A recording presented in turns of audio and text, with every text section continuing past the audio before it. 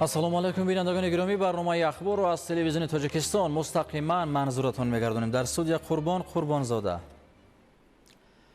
ҳаҷми се соли маҳсулоти саноатӣ дар 5 моҳи соли 2026 нисбат ба ҳамин давраи соли 2025 бо нархҳои муқоисавӣ 13.4% афзоиш ёфтааст. рушди соҳаи саноат дар заминаи бунёду барқарорсозии коргоҳу корхонаҳои нав ва афзоиш шудани ҳаҷми иқтидорҳои истеҳсолӣ таъмин шудааст. шарҳи мавзӯъ дар таҳияи ҳамкоронамон.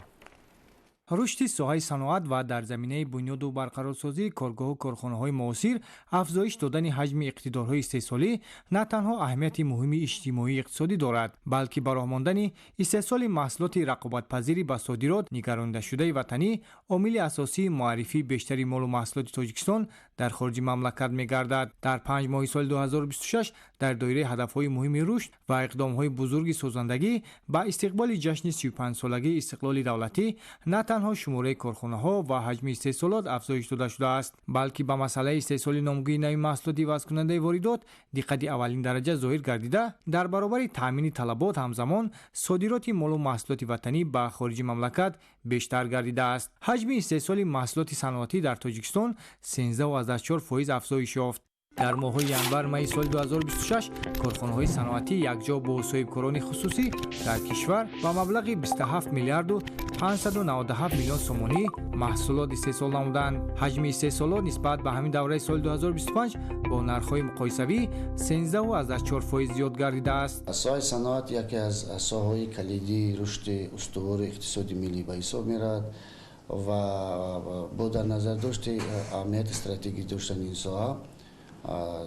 ин соҳа дар ҷумҳурии сол аз сол рушд ёфта истодааст, яъне тамоили рушд дорад ва саноаткунони бо сурати кишвар ки яке аз ҳадафҳои калидии иқтисодиёти мамлакат ба ҳисоб меравад ва имрӯз мутобиқи маълумоти омурӣ ҳаҷми истеҳсоли маҳсулоти саноатӣ дар 5 моҳи соли ҷорӣ ба 27.6 миллиард сомонӣ баробар гардид ки ин нишондиҳанда нисбат ба ҳамин давраи соли гузашта ба андозаи 13.4% афзоиш ёфта истодааст.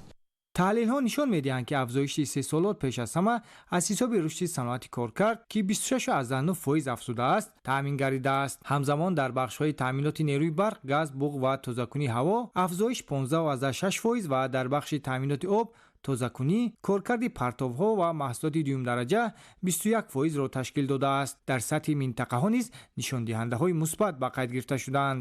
суръати рушди истеҳсоли маҳсулоти саноатӣ дар шаҳри Душанбе ба 123.7% расида, дар вилояти Хатлон 113%, вилояти Суғ 112.5%, вилояти Мухтори Кӯҳистони Бадахшон 112% ва ноҳияҳои Тобаи Ҷумҳурӣ 100.1%-ро ташкил додааст. рушди соҳаи саноат дар сатҳи минтақаҳо низ барола мушоҳида мегардад ва имрӯз баландтарин суръати рушди соҳаи саноат дар шаҳри Душанбе ба қайд гирифта шудааст, ки ба андозаи 23.6% суръати рушд таъмин шуда истодааст.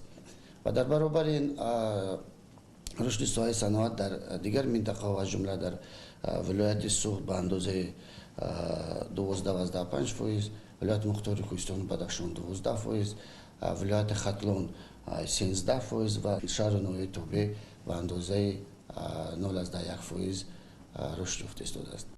то охири моҳи майи соли равон дар ҷумҳурӣ 3989 коргоҳу корхонаҳои истеҳсолӣ фаъолият намуданд. аз ин шумора 371 корхона дар бахши истихроҷ, 3444 корхона дар санъати коркард, 72 корхона дар бахши таъминоти нерӯи барқ, газ, буғ ва тозакунии ҳаво ва 102 корхона дар бахши таъминоти об ва коркарди партовҳо фаъолият доранд.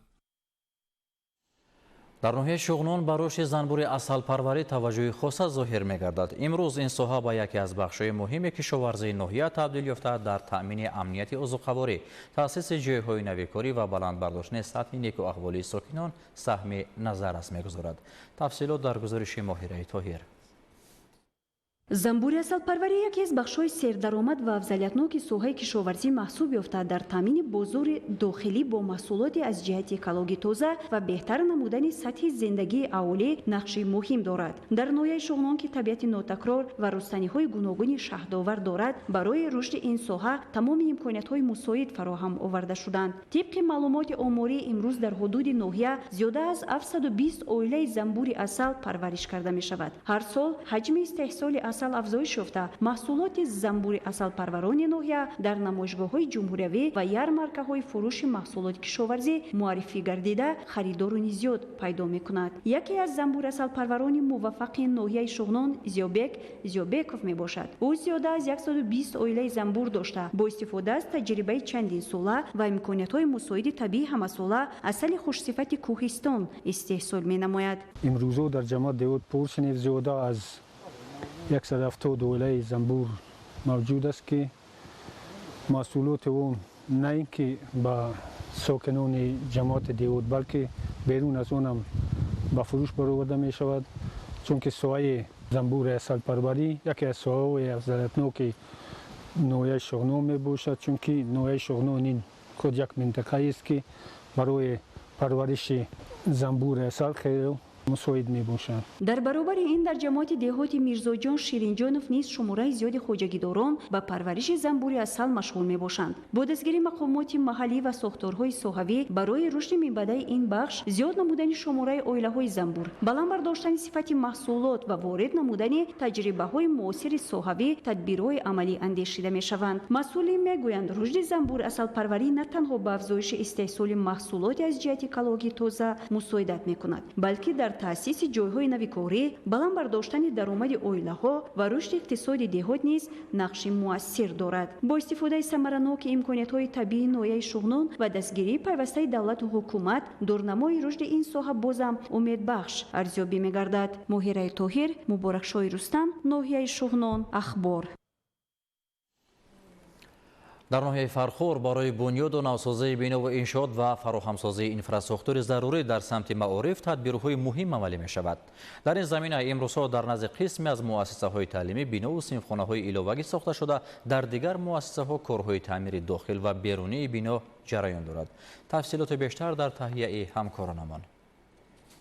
дар доираи омодагиҳо ба соли нави хониш, масъулони шуъбаи маориф ва маъмурияти муассисаҳои таълимии ноҳияи Фархор бо истифода аз тамоми шароиту имкониятҳои мавҷуда кӯшиш ба харҷ дода истоданд ки барои қабули хонандагон дар синфхонаҳои зебову барҳаво ва муҷаҳҳаз бо аёниятҳои хониш тадбирҳои саривақтиро анҷом диҳанд. чанд рӯз боз инҷониб бо дастгирии ҳукумати ҷумҳурии Тоҷикистон, мақомоти иҷроияи ҳокимияти давлатӣ, ҷалби соҳибкорони ватандӯсту шахсони эҳсонкор, инчунин саҳмгузории кардагону волидони хонандагони муассисаҳои таълимӣ, таъмири асосӣ ва ҷории муассисаҳои таълимӣ ҳамзамон бунёди биноу синфхонаҳои иловагии таълимӣ дар ноҳияи Фархор ба роҳ монда шудааст.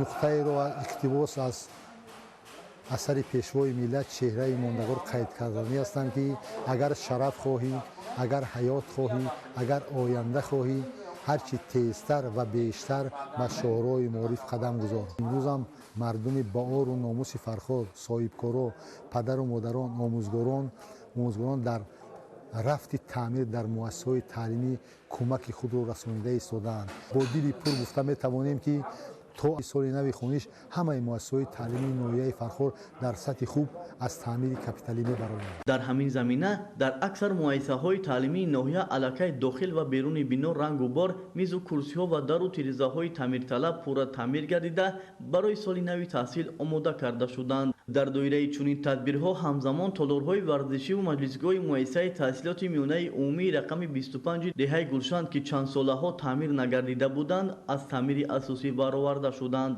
тавре мушоҳида гардид, баробари ба роҳ мондани корҳои таъмирӣ дар муассисаи таҳсилоти миёнаи умумии рақами 55 деҳаи Саховати ҷамоати деҳоти Зафар ва дигар муассисаҳои таълимии ноҳия дару тиреза ва мизу курсиҳои нав дастрас гардида васлу насб карда мешаванд.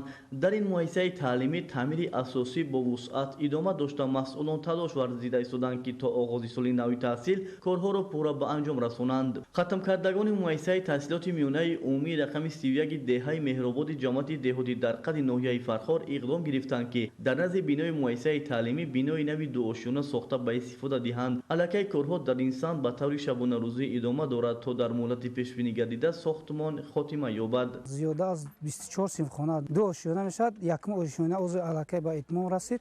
دیم آشیانه سر میشد. تصمیم گرفتم در وقت معین ساختمان رو به استفاده سپارند. طبق اطلاع مسئولان شعبه معارف ناحیه فرخار تا مهلت مقرر گردیده کارهای تعمیر و تجهیزانیدن عیانیت و لوازمات خانش در مؤسسه و بناهای علاقه‌ای تعلیمی سامان داده می شود. در زمینه دستور و سپارش‌های پیوسته پرزیدنت جمهوری تاجیکستان پیشوای ملت محترم امامعلی رحمان جهت تامین شرایط ارزنده برای تعلیم و تربیت و تحصیل نسل نورس مسئولان ساحه موظف گردیدند. انورشاه سیدعلی زاده، سیحامیدی شریف، ناحیه فرخار، اخبار. در پیروی به اقدام‌های سازنده حکومت کشور، ساکنان دهه شاهان جماعت دهاتی وحدت ناحیه دیوشتیج اقدام گرفتند که نزدیک 3 کیلومتر راه اهمیت محلی داشته را منفرش نموده و این وسیله سهم خود را در آبادی این گوشه دیار گذارند. گزارش در این خصوص. راه پیوندگری دلها، رمز آبادی و آینه همدلی و وحدت مردم است. محض همین روحیه همبستگی امروز ساکنان دهه شاهان جماعت دهاتی وحدت ناحیه دیوشتیج را برای عملی ساختن یک اقدام بزرگ آبادانی گردی هم آورده است. در این دهه کارهای منفرش‌کنی قریب 3 کیلومتر راهی قبلا ناهموار و ناآباد ادامه دارند. راهی که سالهای زیاد برای ساکنان به خصوص در فصلهای بارانی مشکلات زیاد ایجاد می‌کرد، اکنون تدریجاً سیمای نو کسب نموده به مسیری هموار و زمانوی تبدیل می‌یابد. اقدام سازنده ساکنان دهه در پرتو سیاست آبادکارانه و بنیادگرانه پیشوای ملت پرزیدنت جمهوری تاجیکستان محترم امامعلی رحمان که بر رشد اینفراساختار، آبادی دهات و محل‌ها و بلند برداشتن سطح زندگی مردم روانه گردیده است عملی می‌شود. عملی سازی لایحه با سهم ساکنان سخاوتمند، صاحبکاران برون مرزی و شهروندانی که نیت ادای حج دارند صورت گرفته است. تشبس‌های سازنده ساکنان بازگوی آن است که همبستگی، حس بلند وطندوستی و پیروی از سیاست آبادکارانه دولت میتواند هر گوشه کشور را به مکان پیشرفته و سازندگی تبدیل دهد. اساساً اهالی دهه ما بسیارتر مشغولند با پرورش کارتوشکا و از درآمد آن ما این اسفالت پوش رو کردیم، این اقدام رو گرفتیم و آینده باز دیگر نقشه ها رو در آرزو داریم. پهنایی راه 5 متر را تشکیل می‌دهد که آن برای تأمین حرکت بخطر و آسان نقلیات مساعدت خواهد کرد. با انجام کارهای منفرش‌کنی بیش از 2000 نفر اهالی دهه شاهان از راه جوابگو به طلبات روز بهره‌مند خواهند شد. کارهای ساختمانی را جمعیتی دارای مسئولیت محدود سوخت‌راهساز با رعایت معیارهای ساحوی انجام می‌دهد. این تشبس بار دیگر ثابت می‌سازد که وقتی هدف آبادی وطن و بهبودی زندگی مردم باشد، همبستگی بزرگترین نیرو می‌گردد. با همین اقدام جوان‌ها امروز در همین دهه کار رفت ایستاده است و آینده کوشش به خرج می‌دهیم که راه‌های باقی مانده را اسفالت پوش کنیم، بناها را آباد کنیم، بنگاه‌های طبی تشکیل کنیم. با چنین تشبس‌های وطن‌دوستانه ساکنان زحمت‌قرین دهه شاهان جماعت دهاتی وحدت در تطبیق هدف‌های استراتژی دولت استقبال ارزنده جشن 35 سالگی استقلال دولتی جمهوری تاجیکستان و باز هم آباد و شکوفان گردیدن تاجیکستان عزیز سهم ارزنده خود را می‌گذارند. فردوس عمرزاده، آرزو معروفزاده، ناحیه دیوشتیج، اخبار.